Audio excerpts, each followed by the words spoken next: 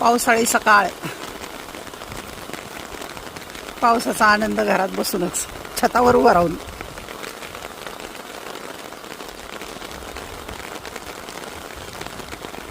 रात्रभर पाऊस चालू आहे.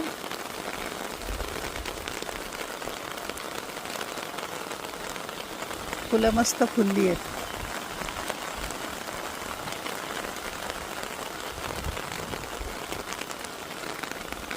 आभाळ भरलेलं आहे, अजून विजा चमकतायत, ढगांचा कडकडाट.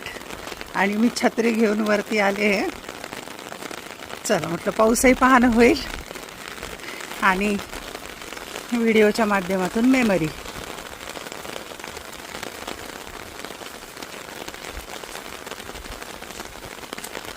झाडांना पाणी झालंय जास्त.